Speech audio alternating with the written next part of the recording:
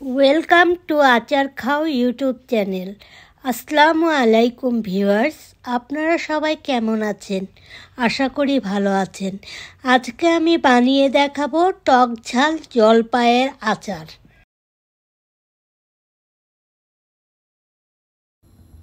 সরষের তেল দিয়ে দিচ্ছি অর্ধেকটা, রসুনগুলো দিয়ে দিচ্ছি,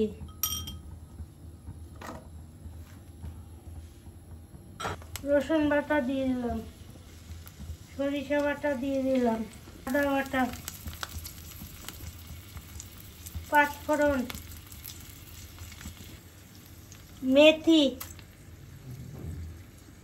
মৌরি, কাঁচামরিচ। মশলাগুলোকে নাড়াচাড়া দিচ্ছি।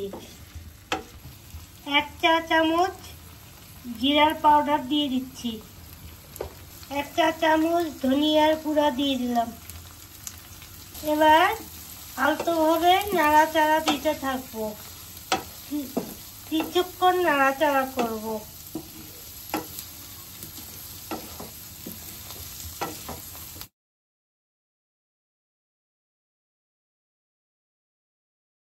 হলুদের পাউডার দিয়ে দিলাম, জলপাইগুলো দিয়ে দিচ্ছি।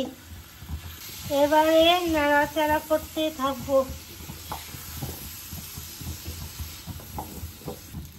বিট লবণ দিয়ে দিচ্ছি 1 টেবিল চামচ, সাদা লবণ দিয়ে দিলাম 1 চা চামচ। লবণটা আপনারা আপনাদের স্বাদ মতো নিয়ে নিন।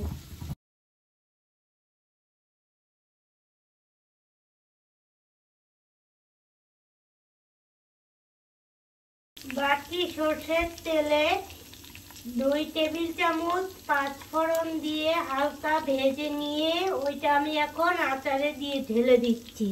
আচারটা কমপ্লিট হয়ে গেছে, এখন চুলার থেকে নামিয়ে নিচ্ছি। শুকনো মরিচ এবং পাঁচফোড়ন তেলে গুঁড়া করে আমি আমার একটা পছন্দের আচারের মশলা তৈরি করে নিয়েছি। এখন আচারটা ঠান্ডা হয়ে গেছে, আচারের মধ্যে দিয়ে দিচ্ছি।